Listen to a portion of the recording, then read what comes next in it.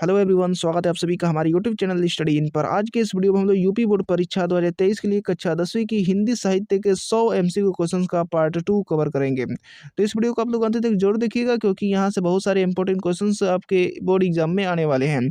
तो इस वीडियो को आप लोग अंत तक जरूर देखिएगा। और इससे पहले मैंने पार्ट 1 वीडियोज़ बनाकर रखा है, जिसमें हमने 50 एमसीक्यू क्वेश्चन को कवर कराया है। अगर आपने उसे नहीं देखा है तो जाकर के प्ले में से देख लीजिए।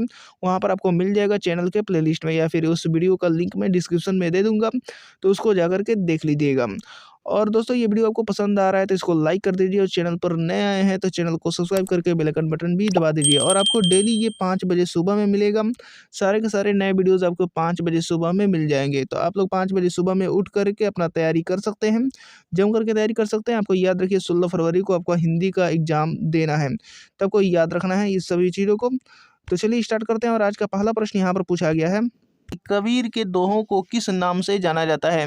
तो इसका करेक्ट आंसर हो जाएगा साखी नाम से जाना जाता है। इससे पहले मैंने 1 से लेकर के 50 तक के एमसीक्यू क्वेश्चन को कवर कर लिया है पिछले वीडियोस में। अगर आपने उसे नहीं देखा है तो जाकर के उसे देख लीजिए, या फिर चैनल के प्लेलिस्ट में भी जाएंगे तो वहाँ पर भी मिल जाएगा, या फिर उसका वीडियो का लिंक मैं आपको डिस्क्रिप्शन में दे दूंगा, वहाँ से भी आप लोग देख सकते हैं।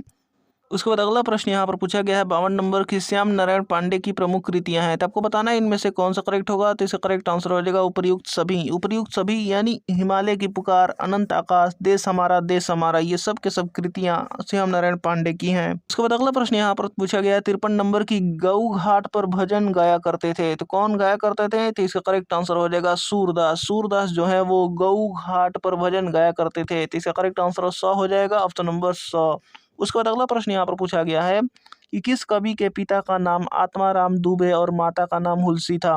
तो इसका करेक्ट आंसर हो जाएगा तुलसीदास। तुलसीदास की माता का नाम हुलसी था और आत्माराम दुबे उनके पिता का नाम था। उसके बाद अगला प्रश्न यहाँ पर पूछा गया है 55 नंबर की, रसखान कवि का प्रारंभिक नाम था। तो इसका करेक्ट आंसर हो जाएगा सैयद इब्राहिम। सैयद इब्राहिम जो है वो रसखान कवि का प्रारंभिक नाम था। उसके बाद अगला प्रश्न यहाँ पर पूछा गया है 56 नंबर की, युवावस्था में ससुराल में जाकर रहने वाले कवि हैं। तो इसका करेक्ट आंसर हो जाएगा बिहारी लाल।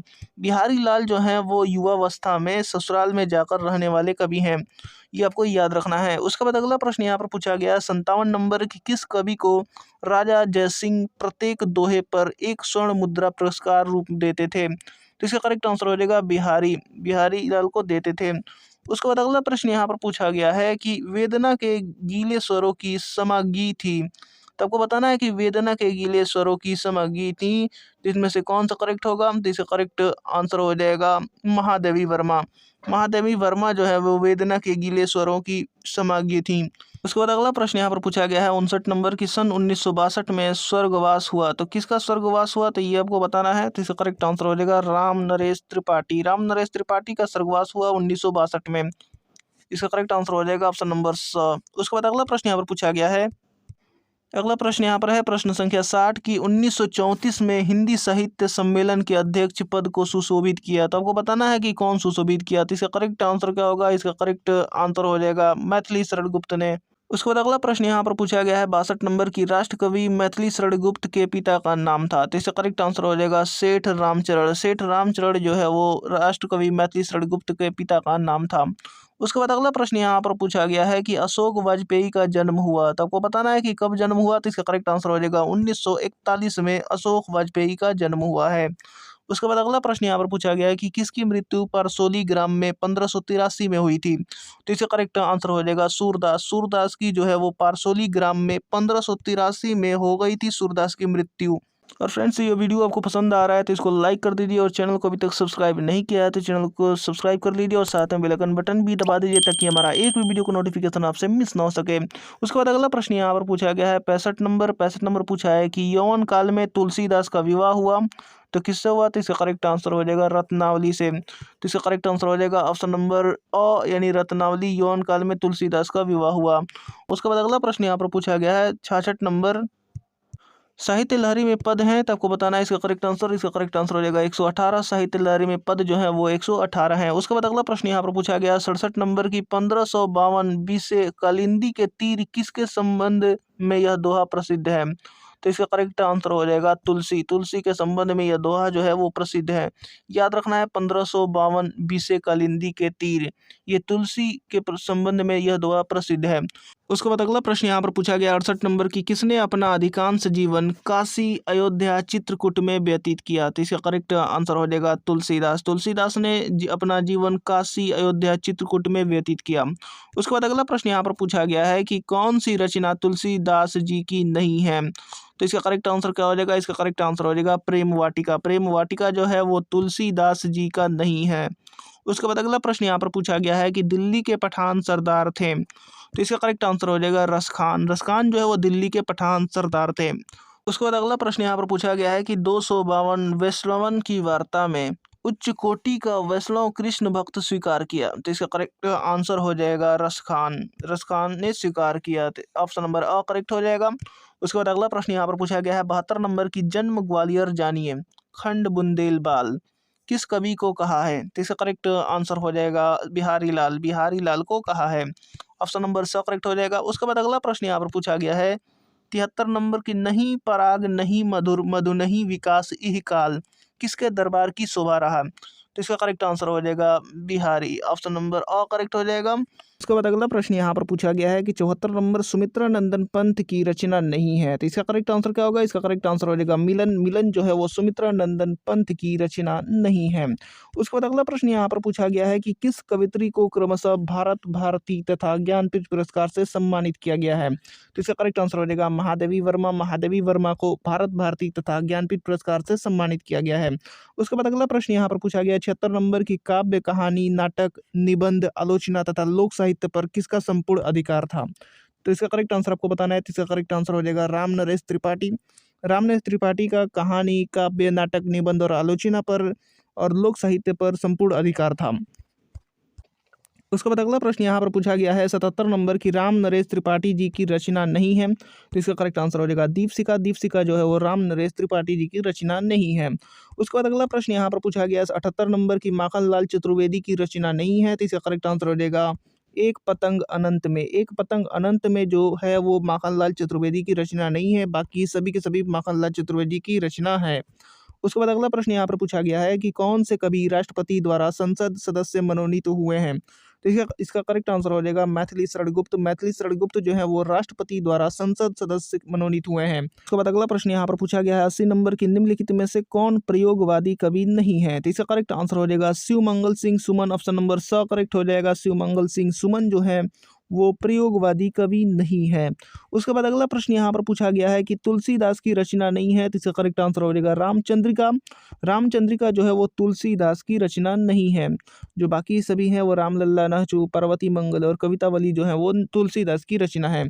उसके बाद अगला प्रश्न यहाँ पर पूछा गया है कि संत काव्य धारा के कवि नहीं है? तो इसका करेक्ट आंसर हो जाएगा कुतुबन। कुतुबन जो है वो संत काव्य धारा के कवि नहीं है। यही आपको याद रखना है। उसके बाद अगला प्रश्न यहाँ पर पूछा गया 83 नंबर की, तुलसीदास के बचपन का नाम था? तो इसका करेक्ट आंसर हो जाएगा रामबुला। रामबुला जो है वो तुलसीदास के बचपन का नाम था। ये आपको याद रखना है, इंपॉर्टेंट है। उसके बाद अगला प्रश्न यहाँ पर पूछा गया है 84 नंबर की, तुलसीदास रचित विनय पत्रिका की भाषा है? तो इसका करेक्ट आंसर हो जाएगा व्रज। व्रज जो है वो तुलसीदास रचित विनय पत्रिका की भाषा है। ये आपको याद रखना है। उसके बाद अगला प्रश्न यहाँ पर पूछा गया है कि सुकर खेत नामक स्थान संबंधित है? तो आपको बताना है कि किससे संबंधित है। तो इसका करेक्ट आंसर हो जाएगा तुलसीदास से संबंधित है। सुकर खेत जो है वो तुलसीदास से संबंधित है। ऑप्शन नंबर यहाँ पर करेक्ट हो जाएगा। ऑप्शन नंबर स, तुलसीदास संबंधित है, तुलसीदास से संबंधित है सुकर खेत। उसके बाद अगला प्रश्न यहाँ पर पूछा गया 86 नंबर की, श्रृंगार और वत्सल रस के अमर कवि हैं? तो इसका करेक्ट आंसर हो जाएगा सूरदास। सूरदास जी हैं श्रृंगार और वत्सल रस के अमर कवि। उसके बाद अगला प्रश्न यहाँ पर पूछा गया 87 नंबर की, आधुनिक काल को कितने मुख्य भागों में विभाजित किया गया है? तो इसका करेक्ट आंसर हो जाएगा 4 मुख्य भागों में विभाजित किया गया है। ऑप्शन नंबर यहाँ पर स करेक्ट हो जाएगा। उसके बाद अगला प्रश्न यहाँ पर पूछा गया 88 नंबर की, आदिकाल को किस नाम से नहीं जाना जाता है? तो इसका करेक्ट आंसर हो जाएगा रीति काल के नाम से नहीं जाना जाता है।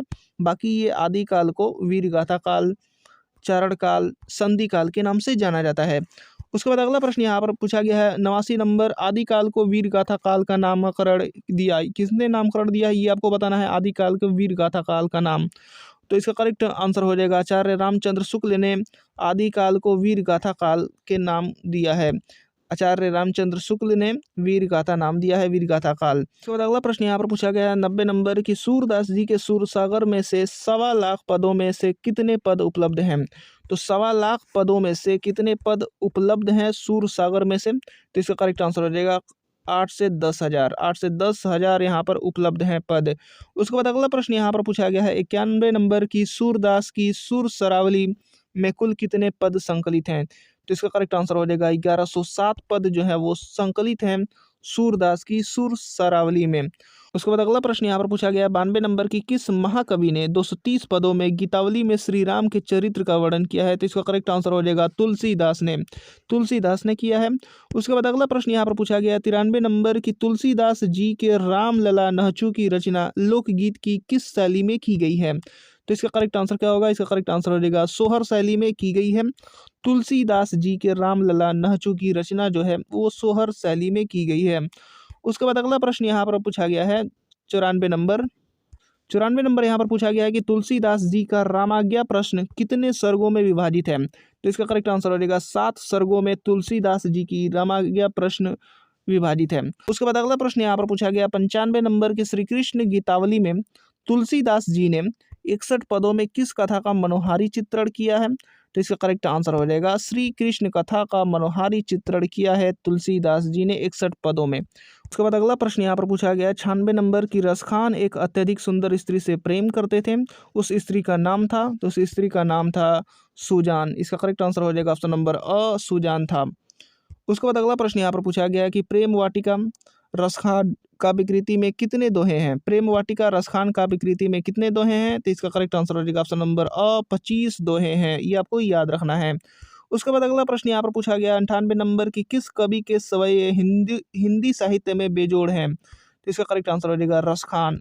रसखान के जो सवैये हैं वो हिंदी साहित्य में बेजोड़ हैं। उसके बाद अगला प्रश्न यहाँ पर पूछा गया 98 से 99 नंबर, रसखान कवि के 139 छंदों का संग्रह है। तो 139 छंदों का संग्रह क्या है? तो इसका करेक्ट आंसर हो जाएगा सुजान रसखान। सुजान रसखान जो है वो 139 छंदों का संग्रह है, ये आपको याद रखना है। उसके बाद अगला प्रश्न और इस वीडियो का लास्ट प्रश्न यहाँ पर पूछा गया है 100वां नंबर कि बिहारी सतसई में दोहों की संख्या है, तो आपको बताना है कि कितनी दोहों की संख्या है। तो इसका करेक्ट आंसर हो जाएगा 710 से 723 तक यहाँ पर दोहों की संख्या है बिहारी सतसई में, तो इसको याद रखना है। तो उम्मीद करता हूँ कि वीडियो आपको पसंद आया होगा, और अभी तक आपने इस चैनल को सब्सक्राइब नहीं किया है तो चैनल को सब्सक्राइब कर लीजिए और साथ में बेल आइकन बटन भी दबा दीजिए, ताकि हमारा एक भी वीडियो को नोटिफिकेशन आपसे मिस ना हो सके और इसी तरीके का आप लगातार वीडियोस देखते रहें। आपके एग्जाम आने से पहले आपका पूरा यहाँ पर सिलेबस कंप्लीट हो जाएगा और आपका पूरा सुपर फास्ट रिविजन भी हो जाएगा, जिससे आपके एग्जाम में बहुत मदद मिलेगी और फर्स्ट रैंक लाने में बहुत ही सहायता होगा। तो मिलते हैं अगले वीडियोज़ में अगले इंपॉर्टेंट क्वेश्चन के साथ, अति महत्वपूर्ण क्वेश्चन के साथ, जो कि इसी से संबंधित आएंगे। रीतिकाल, आदिकाल और जितने भी क्षयवादी युग, ये सब के सब इसी से संबंधित अति महत्वपूर्ण क्वेश्चंस आने वाले हैं। तो उस वीडियो को भी देख लीजिएगा। तो मिलते हैं अगले वीडियोज़ में।